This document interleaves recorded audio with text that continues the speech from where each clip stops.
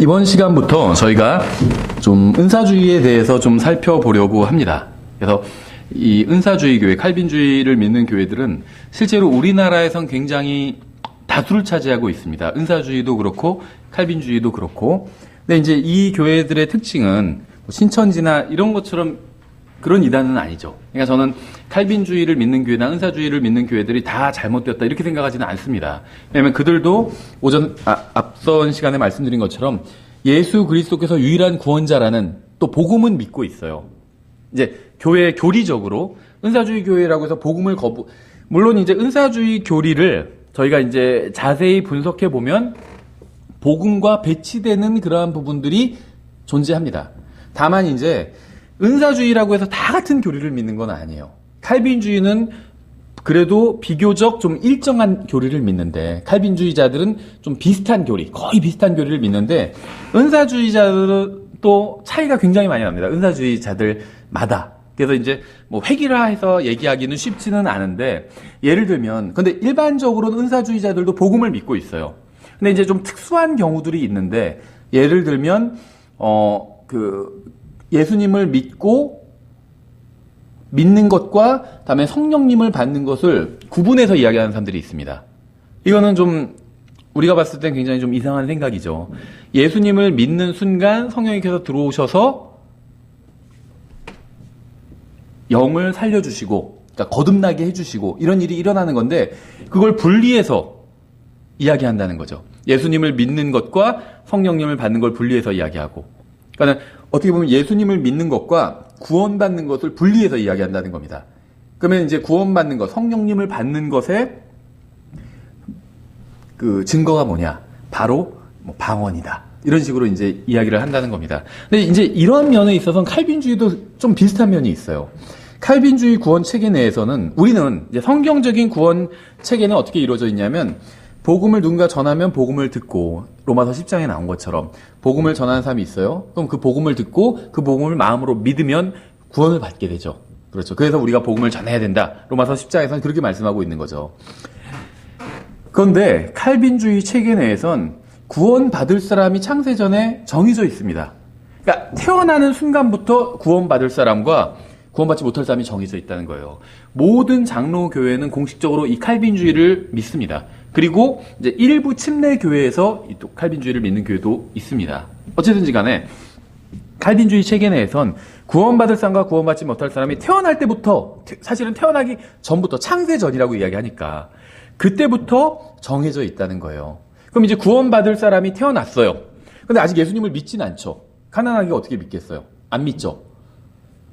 그럼 나중에 어느 순간이 되면 이제 교회도 다니고 예를 들면 그렇게 그 구원받기로 정해진 아이들은 예를 들면 그리스도인, 기독교인 가정에서 태어나서 교회도 다니게 되고 모태교인으로 성장하게 되고 교회를 다니게 되고 일반적으로 그렇게 된다는 거예요. 그러면 이제 나중에 고등학생, 대학생 되면 이제 예수님을 믿게 되기도 하죠. 그러면은 그러니까 칼빈주의 그 교리 체계 내에선 먼저 구원을 받아요.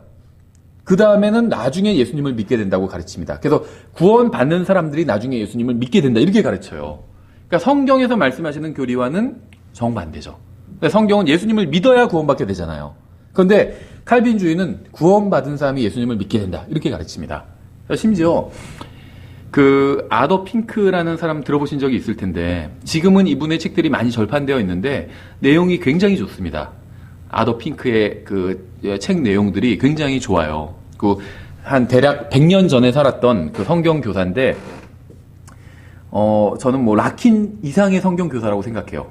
스코필드나 라킨, 클라렌스 라킨 못지않은 성경 교사예요. 그래서 이 사람 자료를 가지고 공부한 사람들이 많이 있어요. 러크만 형제님 주석서를 보면 창세기 출애굽기 주석서가 핑크도 창세기 출애굽기 주석서가 있거든요.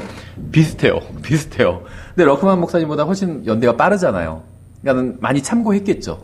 굉장히 아주 좋은 내용들이 많고 굉장히 통찰력 있는 내용들이 많이 있습니다. 이분의 주석서에. 이분 기본적으로 전천년주의자고 세대주의자예요. 근데 이분이 독특하게 칼빈주의자입니다. 그러니까 전천년주의자고 세대주의자면서 칼빈주의자인 사람은 없습니다. 신학계에. 이 사람밖에. 왜냐하면 이게 양립할 수가 없는 그 신학 체계예요. 칼빈주의자들은 전천년주의 세대주의자가 아니라 보통은 언약신학을 하게 되거든요. 그리고 무천년주의를 선택하게 됩니다. 그게 이제 교리 체계가 맞아요, 서로가. 근데 이분은 굉장히 독특한 입장인데, 다만 이분이 돌아가시기 직전에는 칼빈주의를 버렸습니다.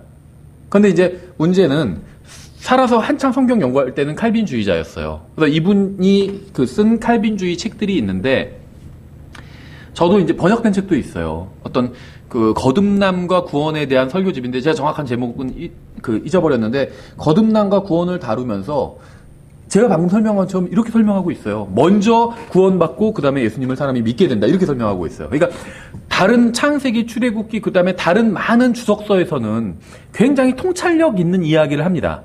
예를 들면 짐승의 표, 또 적그리스도를 가롯 유다와 연결시킨 것도 럭크만 형제님이 최초가 아니라 이분이 먼저 시작했어요. 그러니까 이분의 자료를 보고 킹잼 성경 진영에 있는 많은 사람들이 성경 공부를 한 거예요. 굉장히 훌륭한 자료들이 많아요. 그런데 그렇게 통찰력 있게 분별을 하는 사람이 구원에 있어서는 엉뚱한 얘기를 하고 있다는 거예요. 구원받은 사람이 예수님을 믿게 되다, 이런 얘기를 하고 있다는 거죠.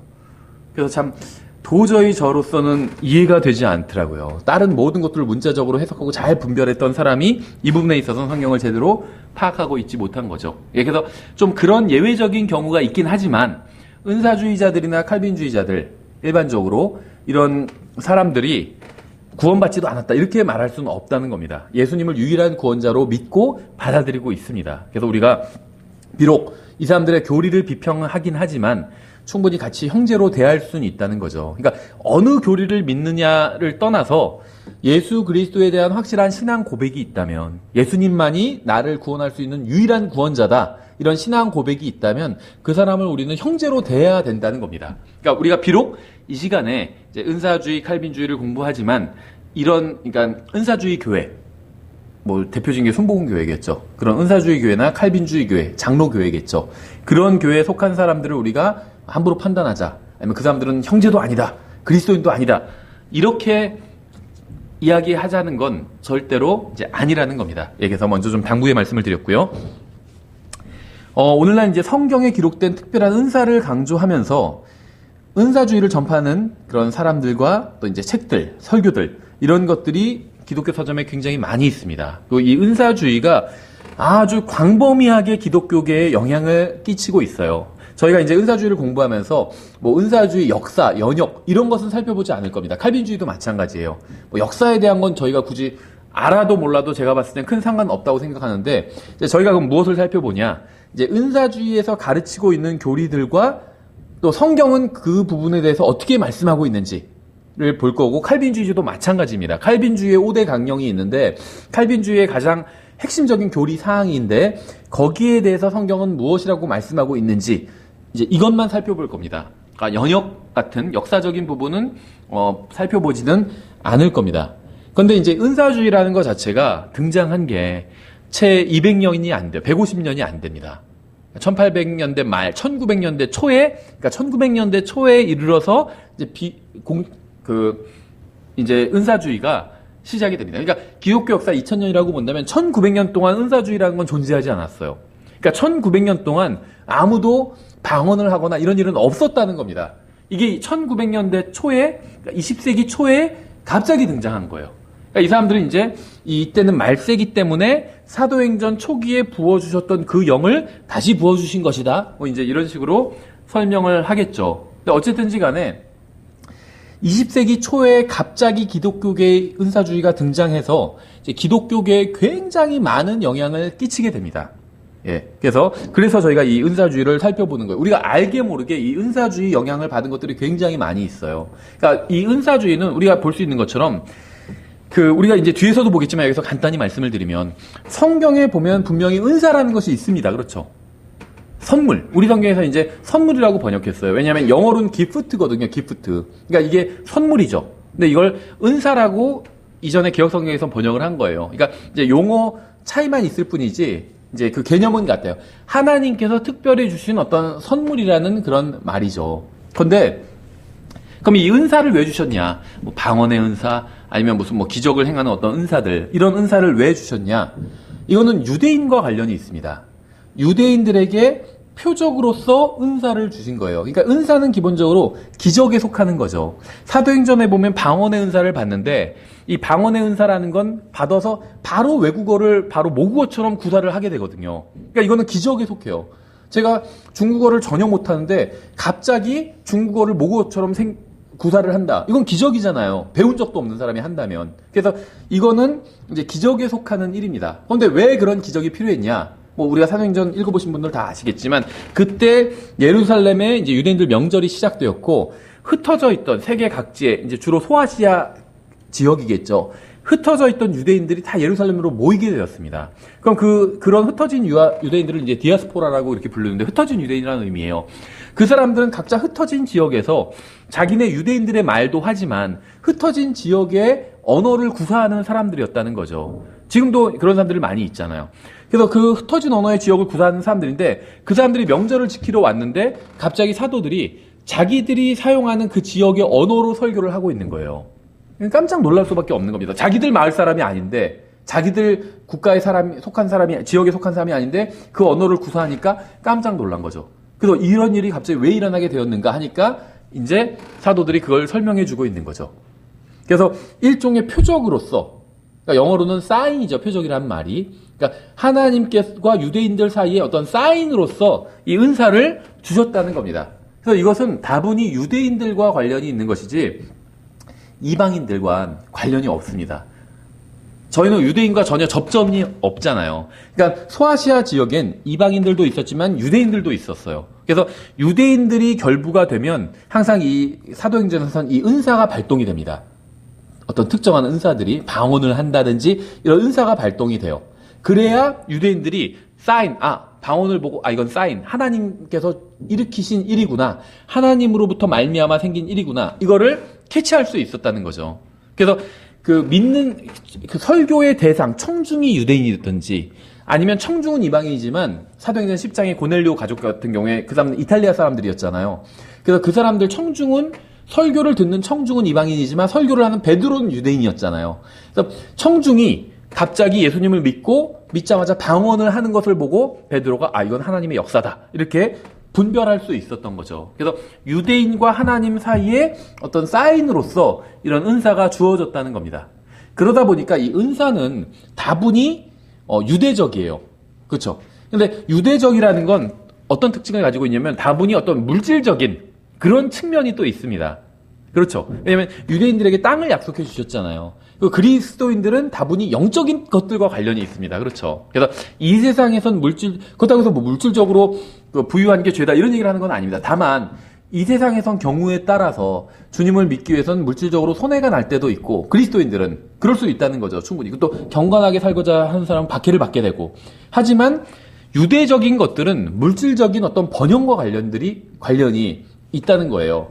그러다 보니까 이 은사주의가 갖는 특징이 다분히 물질적이고 어떤 번영과 관련을 갖게 된다는 거죠. 은사주의자 치고 어떤 그런 예를 들면 메시지가 예수님을 위해서 살면서 뭐 고난을 받아라 이런 메시지를 전하는 사람은 거의 없다는 겁니다.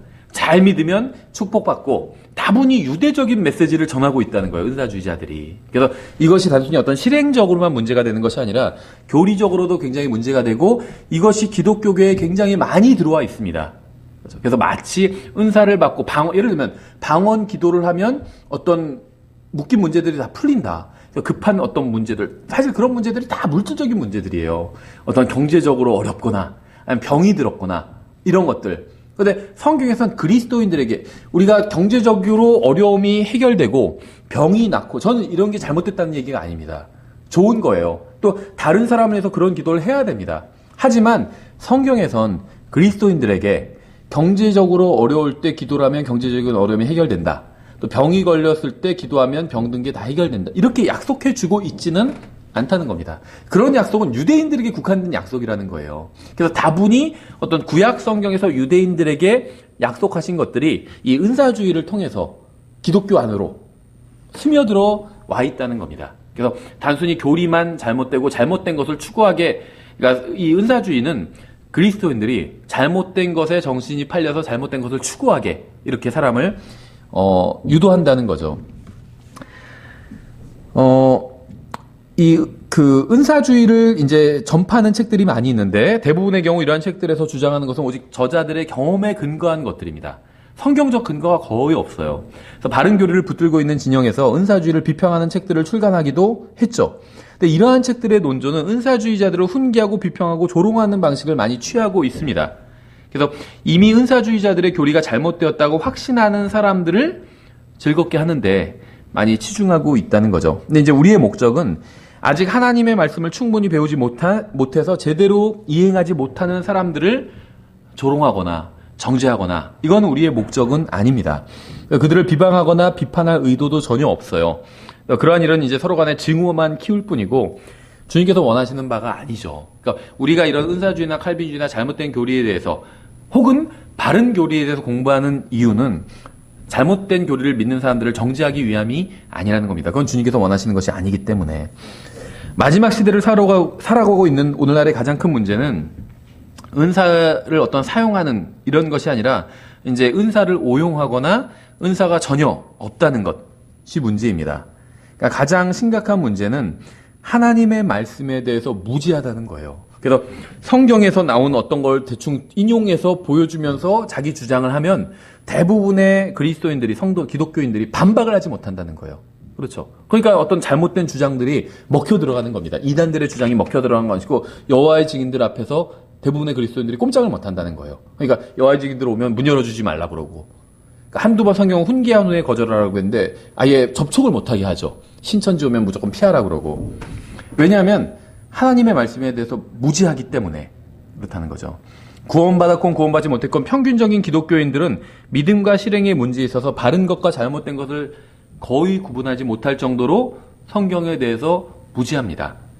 그러니까 설교자들은 하나님의 말씀을 설교 재료 중 하나로 사용할 뿐이에요. 하나님의 말씀 자체를 가르치는 것이 아니라. 그래서 자신들의 약무리에게 성경을 전혀 가르치고 있지 않다는 거죠. 대부분의 설교자들이. 그래서 그 결과 교회는 믿는 자들이 모여서 하나님의 말씀을 배우는 기관으로서의 기능을 완전히 상실해 버리게 되었습니다. 그래서 이제 교회는 그저 사람들이 모여서 적당히 좋은 얘기를 나누다가 적당히 즐기는 장소가 되어버렸다는 거죠. 그래서 교리 문제와 관련해서 세 가지 그룹으로 사람들을 나누어 볼 수가 있어요. 첫 번째 그룹은 자신들이 믿을 것을 이미 결정해 놓은 그룹입니다. 그래서 이 사람들은 자신들이 믿기로 결정해 놓은 교리를 입증하기 위해서 하나님의 말씀을 찾아보고 특정한 구절을 선택해서 이제 인용하고 사용을 합니다. 이들은 하나님을 사랑하는 선한 사람들인 경우가 많이 있어요. 대부분이 이제 근본주의자들이고 문제는 하나님보다 자신들의 의견을 이제 더 사랑한다는 데 있다는 거죠. 자신들의 교리를. 두 번째 그룹은 이 첫 번째 그룹에 속한 사람들의 오류를 바로잡기 위해서 성경을 열심히 공부하는 사람들입니다. 이 사람들은 성경을 공부하고 찾고 인용하는 의도를 가지고 있는데 그 의도는 뭐냐면 이 첫 번째 그룹에 속한 사람들의 오류를 지적하기 위해서 성경 연구한다는 거죠. 그래서 뭐냐면 논쟁하기 위해서 성경을 연구한다는 거예요. 논쟁하기 위해서. 자기의 지식을 자랑하고 지식이 없는 사람들을 공격하고 정죄하기 위해서. 이것도 잘못된 거죠. 세 번째 그룹은 이단들의 오류와 거짓 교리에 대해서 성경을 통해서 이제 배웁니다. 그래서 이들은 단순히 성경을 모르는 자들을 경멸하거나 정죄하지 않는 사람들이죠. 그래서 이들은 자신들과 다르다고 해서 상대방을 비판하거나 정죄하지 않습니다. 그래서 이 세 번째 그룹에 속한 사람들은 성경이 하나님의 말씀이기 때문에 성경을 사랑하고 주님을 사랑합니다. 그래서 이들은 성경을 통해서 하나님께서 원하시는 것이 무엇인지 알기를 원하고 자신들의 말과 행위를 통해서 주님을 기쁘시게 하려고 노력하는 사람들입니다. 다시 말하면 우리는 이 세 번째 그룹에 속한 사람이 되어야 된다는 거예요. 우리가 하나님의 말씀을 배우는 이유, 또 이렇게 특정한 어떤 교리, 또 특정한 교리의 오류를 배우는 이유는 사람들을 정죄하기 위함이 아니라 돕기 위함이라는 거죠. 예, 그럼 먼저 이제 방언이란 말에 대해서 좀 이제 생각을 해보도록 하겠습니다. 이 우리나라 기독교계에서는 이 방언이라는 말의 의미에 대해서 굉장히 크게 오해하고 있습니다. 방언. 그러니까 이 방언이란 말을 이제 기독교계에서 그러니까 학계, 일반 국문학계나 이런 데가 아니라 그냥 기독교계에서 이해하는 방언이라는 말은 아무도 알아들을 수 없는 어떤 제잘거림 같은 것, 랄라 뚜뚜 따다다 뚜뚜뚜 막 이렇게 하는 것, 이런 것이라고 생각을 합니다. 그렇죠? 그런데 사실은 이 그냥 언어 자체를 보면 방언이라는 말은 방언을 다른 말로 하면 언어예요. 언어. 그렇죠. 우리말 흥정역 성경에서는 이 방언을 언어라고 번역을 했습니다. 영어로는 어떻게 되어 있냐면 tongue이라고 되어 있어요. tongue. 그러니까 이 tongue이란 말의 첫 번째 의미는 혀라는 뜻이 있겠죠, 물론. 그 다음에는 이제 언어라는 뜻이 있죠. 그래서 머더텅 하면 모국어가 되잖아요. 그러니까 이 방언이란 말은 언어예요. 이건 국어사전 찾아보면 당연히 첫 번째 의미는 언어라고 나옵니다. 방언이란 말 자체가. 그리고 나중에는 몇 번째 후에 이제 기독교에서는 이것이 뭐 이제 어떤 신과 통하는 어떤 특별한, 아무도 알아둘 수 없는 특별한 언어다, 이런 식으로 설명을 한다는 거죠. 근데 그런 설명을 붙인 이유는 그런 의미로 사람들이 사용하고 있으니까 붙인 거예요. 그 말의 정의가 그렇다는 것이 아니라, 무슨 말이냐면 일반적인 사전은 사람들이 그 말을 사용하는 의미를 정의해 주는 게 사전이에요. 그렇죠? 그러니까 국어 사전에서 기독교계에서 쓰이는 말로 방언을 설명해 주고 있는 이유는 원래 방언이란 말의 의미가 그래서가 아니라 기독교인들이 그런 의미로 쓰니까 그렇게 그냥 한 가지 더 설명을 덧붙였다는 겁니다. 그렇죠? 그래서 성경에서 알지 못하는 언어, 이상한 언어, 다른 언어, 여러 가지 언어, 이런 말이 나옵니다. 그러니까 텅이란 말 앞에 이제 형용사가 붙어서 알지 못하는 언어. 근데 이제 예전 성경엔 알지 못하는 방언, 이상한 방언, 다른 방언, 여러 가지 방언, 이런 식으로 번역이 된 거죠. 그래서 지금 제가 앞으로 이 은사주의와 관련해서 수업을 할 때는 방언이라고 하거나 언어라고 하거나 두 가지 말을 막 섞어서 쓸 텐데 같은 의미라고 보시면 돼요. 둘 다 영어로는 텅입니다. 텅. 그렇죠? 그래서 기본적으로는 언어라고 보시면 돼요. 근데 성경에서는 알지 못하는 언어, 이상한 언어, 다른 언어, 여러 가지 언어, 이런 말이 나와요. 그러니까 이걸 가지고 은사주의자들은 봐라, 알지 못하는 언어라고 하지 않았냐, 알지 못하는 방언 아니냐, 그러니까 랄라뚜뚜따따따 하는 거 아무도 모르지 않냐, 무슨 말인지. 그게 바로 성경에서 말씀하시는 방언이다, 이렇게 이야기를 한다는 거죠. 근데 사실은 성경을 보면 여기서 말하는 이 알지 못하는 언어라는 말의 정의가 절대 그렇지 않다는 겁니다. 이제 우리가 뒤에서 이제 이것을 계속해서 살펴보도록 하겠습니다. 소위 방언의 문제는 오늘날 기독교에서 굉장히 큰 부분을 차지하고 있습니다. 심지어 어떤 사람의 신앙은 전부 이 방언에 기반을 두는 경우도 있어요. 그래서 실제로 성경 문제와 이런 것들을 이제 이야기를 해주니까 많이 납득을 했어요. 그런데 이 독립침례교회, 특히 킹제임스 성경을 믿는 교회들은 이제 성경을 문자 그대로 해석하기 때문에 방언이라고 하면 이걸 언어라고 해석을 하거든요. 그러니까 알지 뭐 달라뚜뚜따 하는 그거를 성경에서 말씀하시는 방언으로 인정하지 않거든요.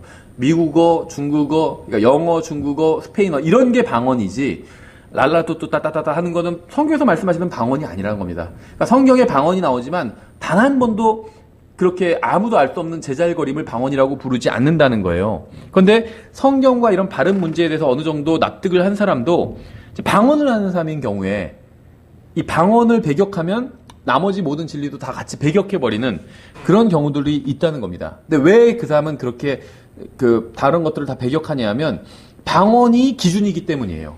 신앙에.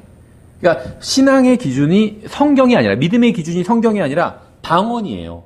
그 정도로 이 한국 기독교인들 중에 뭐 전부는 아니겠지만 어떤 일부겠지만 일부의 많은 사람들이 신앙의 기반을 이런 은사에 두고 있다는 거예요. 방언 같은 거. 이건 다분히 주관적인 것이고 다분히 어떤 경험에 관한 것들이거든요. 그러니까 여기에 어떤 감정, 느낌, 경험, 그러니까 은사주의의 어떤 잘못된 점이 굉장히 많이 있지만 가장 핵심적인 부분 중에 하나는 우리의 믿음의 기준을 하나님의 말씀이 아닌 개인의 경험에 둔다는 겁니다.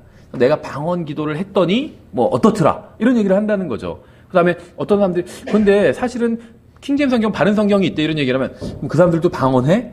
아니 그 사람들 방언 안 하던데. 그러니까 그럼 문제 있는데. 예를 들면 이렇게 본다든지. 그러니까 기준이 성경이 아니라는 거예요. 심지어 저는 그 기준이 개혁 성경이라 할지라도 개혁 성경이라도 기준으로 둔다면 괜찮다고 생각을 합니다. 그러니까 기준이 킹제임스 성경이냐 개혁 성경이냐 이런 차원이 아니라 하나님의 말씀을 기준으로 두고 있으면 돼요. 그러면 그 끝은 바른 성경으로 넘어오게 돼 있거든요. 그런데 기준이 성경이 아니에요. 킹제임스 성경은 당연히 아니고 개혁 성경도 기준이 아니에요. 자기들이 보는 성경도 기준이 아니라는 거예요. 그럼 기준이 무엇이냐? 은사주의자들의 기준은 자기의 감정이라는 겁니다. 느낌, 감정, 체험 이런 것들이 기준이라는 거예요. 이게 이제 가장 큰 어떤 폐단 중에 하나가 되는 거겠죠. 그러니까 결국은 하나님의 뜻을 알 수가 없어요. 하나님의 말씀, 기록된 성경이 기준이면 하나님의 뜻을 알 수가 있습니다. 명백하게 기록된 그대로 해석하고 적용하고 받아들이면 되니까.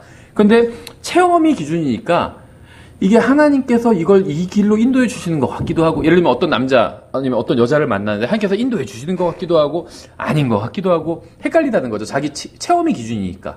방언 기도를 아무리 열심히 해봐야 답이 없다는 겁니다. 답이 없어요. 그렇죠? 근데 성경의 기준이면 분명해요. 성경의 기준은 뭐죠? 예수 그리스도잖아요.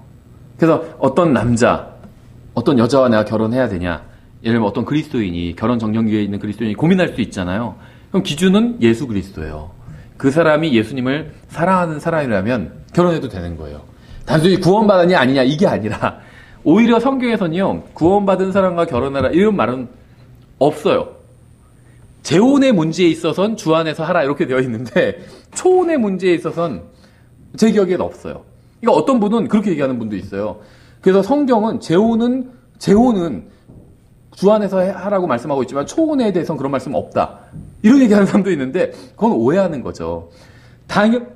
당연히 해당된다고 봐야 되고, 초혼도 당연히 뭐 재혼만 주 안에서 하라고, 이건 말이 안 되죠. 기본적으로 우리가 상식적으로 생각해요. 근데 성경은 아예 기준이 그게 아니라는 거예요. 그러니까 성경의 기준은 누가 예수님을 믿으냐, 구원받았냐, 성경은 그게 기준이 아닙니다. 성경의 기준은 항상 예수님을 사랑하느냐예요. 어떤 사람이 예수님을 믿으면 그럼 됐다, 예수님 믿었으니까. 절대 성경은 그렇게 말씀하지 않는다는 거예요. 예수님을 사랑하느냐는 거예요. 그게 기준이라는 겁니다. 그렇죠? 그게 가장 중요하고, 그러니까 그리스도인들도 항상 그게 기준이 돼야 돼요. 예수님을 사랑하느냐, 그게 기준이 돼야 돼요. 그러니까 어떤 결혼 상대장을 만날 때도 예수님을 사랑하는 사람이, 좀 부족해도 예수님을 사랑하는 사람인가, 기본적인 마음 태도가. 단순히 구원받았냐, 그럼 어렸을 때 예수님 믿어서 구원받았는데 지금은 전혀 뭐 신앙생활 안 해, 그래도 구원받았으니까 된다, 이렇게 볼 수는 없잖아요. 그렇죠? 그래서 어쨌든지 간에 일단 하나님의 말씀을 기준으로 삼으면 명백한데, 자기 체험과 느낌과 감정을 기준으로 삼으니까 이게 알 수가 없다는 거예요. 하나님의 뜻을 제대로 알 수가 없다는 거죠. 이 방언 문제는 지금 기독교계에서 아마도 두 번째로 논쟁적인 부분일 겁니다. 가장 논쟁적인 부분은 사실 성경 문제예요. 그 성경에 얼마만큼 권위를 두느냐, 이제 이게 가장 핵심적인 논쟁이 되는 부분이고, 두 번째인 부분이 바로 이 방언 문제입니다. 은사 문제예요. 은사주의 문제. 우리는 사도 바울과 같이 율법과 대언서에 기록된 모든 것, 즉 성경은 모두 온전히 하나님의 영감으로 주어진 것이라고 믿습니다. 그리고 사도 베드로와 같이 그 성경은 썩지 않을 것이라는 사실도 믿고 있죠. 또 다윗과 같이 하나님의 말씀은 완벽하게 보존되었으며, 다윗이 언제 그런 말을 했냐? 시편 12편에 주님의 말씀, 또 시편 119편에 주님의 말씀은 온전하다고 했잖아요. 그게 완벽하다는 거예요. 온전하다는 게. 하나님께서는 주님의 모든 이름보다 또 자신의 말씀을 더 크게 하셨다, 이것도 우리는 믿고 있죠. 그리고 예수 그리스도처럼 우리가 현재 가지고 있는 성경이 어떠한 오류도 없다, 이것도 믿고 있습니다. 그렇죠? 예수님께서는요, 성경의 원본만 오류가 없고 하나님의 말씀이고, 사본은 하나님의 말씀이 아니다, 이렇게 말씀하신 적이 없어요. 오히려 예수님께서 회당에 가셔서 이제 성경을 펴서 읽으셨잖아요. 그 성경은 다 사본입니다. 그런데 예수님은 그걸 성경으로 인정하고 계시다는 거죠. 사도 바울도 마찬가지고, 디모데가 어렸을 때부터 읽은 성경, 디모데가 어렸을 때부터 읽은 것은 사본이에요. 그렇죠? 근데 그 사본을 성경이라고 부른다는 거죠. 사본을 성경이라고 부른다는 거예요. 그러니까 성경은 예수님이나 사도 바울이나 다 사본을 성경으로 인정한다는 겁니다. 하나님의 말씀으로 인정한다는 거예요. 근데 학자들은 그렇게 인정하지 않죠. 사본을 하나님의 말씀으로 인정 안 해요. 왜냐하면 하나님의 말씀으로 인정하면 오류가 없다고 인정해야 되는데, 사본에는 오류가 있다고 주장을 하거든요. 오직 원본만 오류가 없다, 이렇게 주장을 하거든요.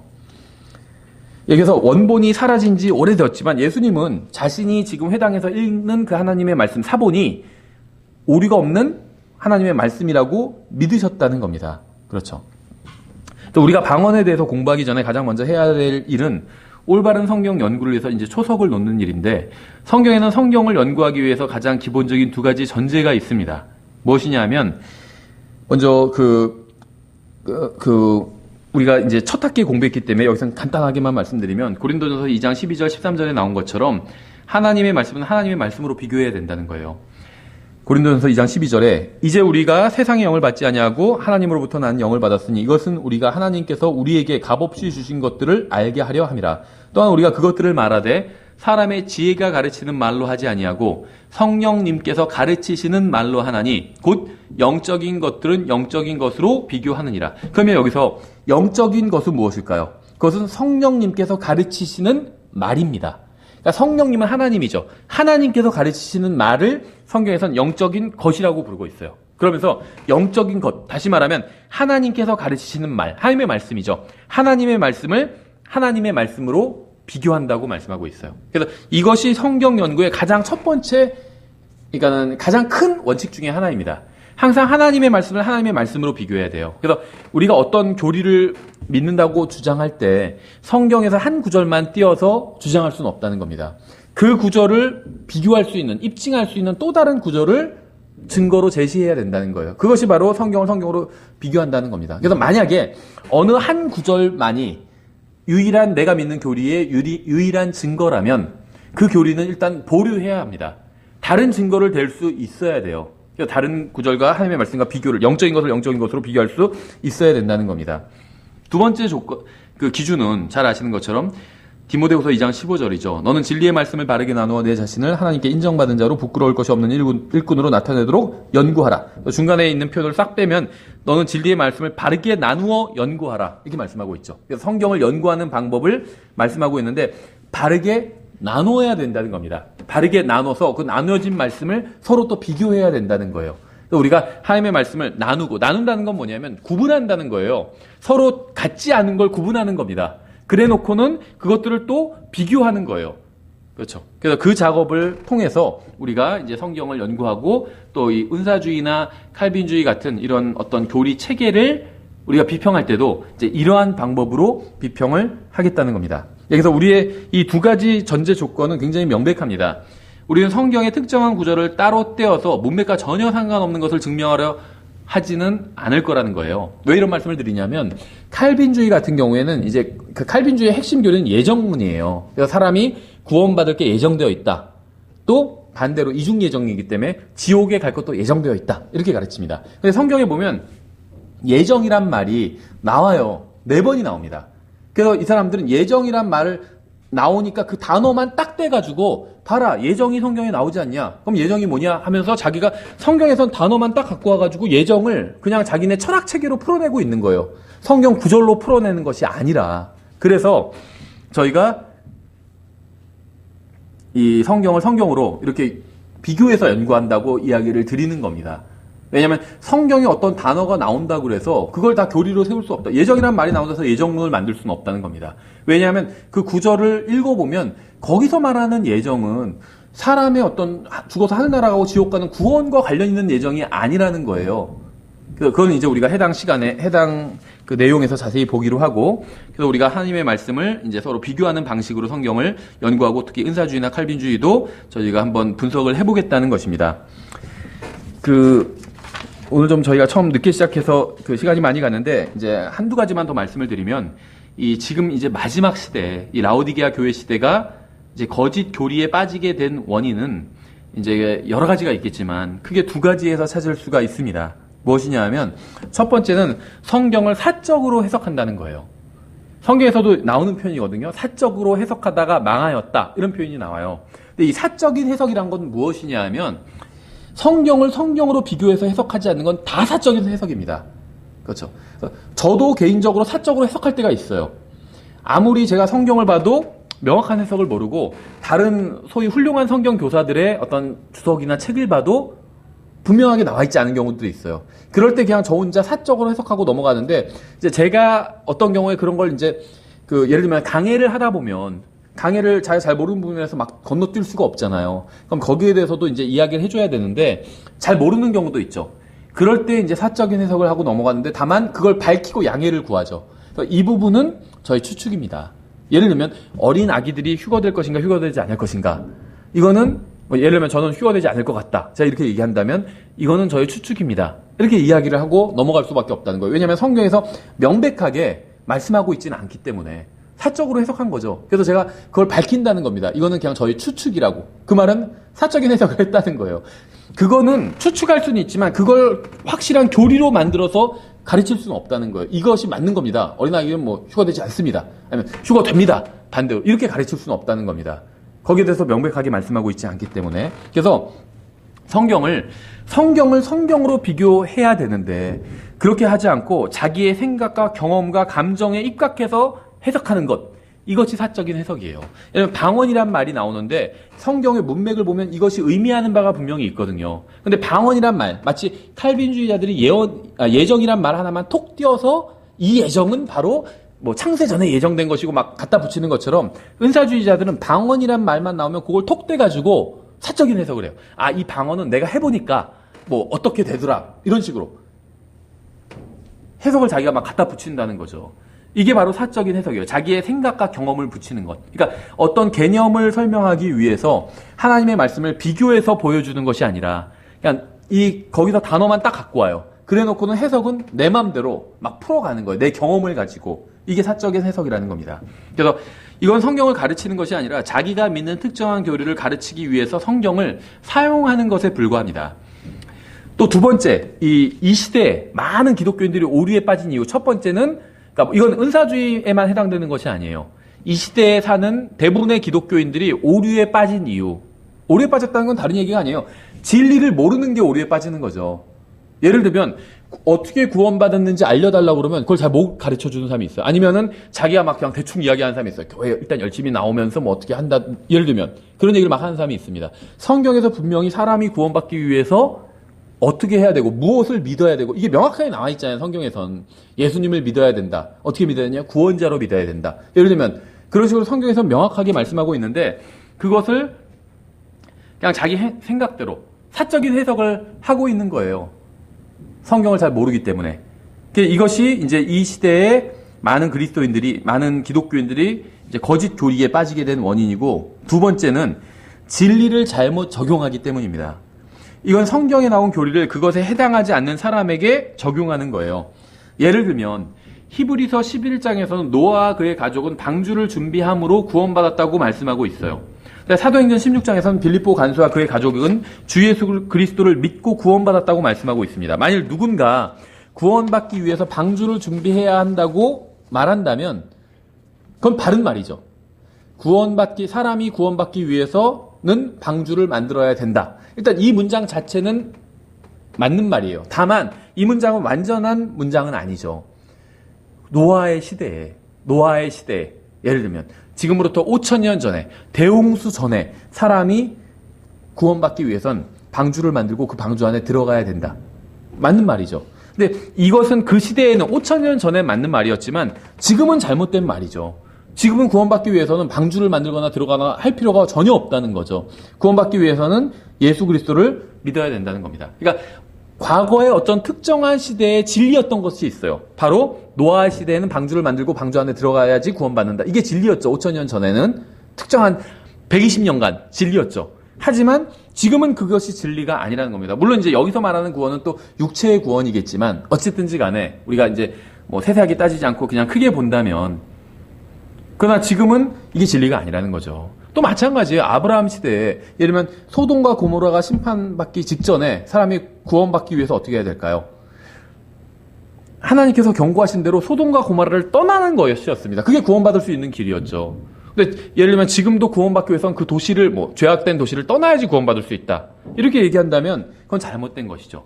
과거의 어떤 특정한 시기에는 진리였지만 지금은 진리가 아닐 수 있다는 겁니다. 그렇죠? 이거는 이제 진리를 잘못 적용한 거예요. 그 근거가 성경에 있는데 그걸 잘못 적용한 거죠. 사실은 대부분의 이단들이 여기에 해당이 됩니다.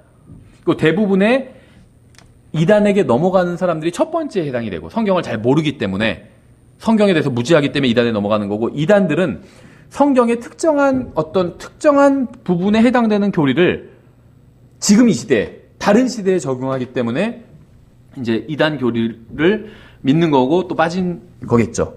그래서 저희가 이제 아직도 좀 더 살펴봐야 되는데 일단 오늘을 시간이 지나서 여기까지 살펴보고 이제 그 다음부터 좀 더 이제 본격적인 이 은사주의의 좀 배경이 되는 그러니까 교리적인 배경이 되는 역사적인 것이 아니라 이런 이야기들을 좀 더 살펴보면서 이 방언에 대해서 성경이 무엇이라고 말씀하고 있는지 한번 분석을 해보도록 하겠습니다.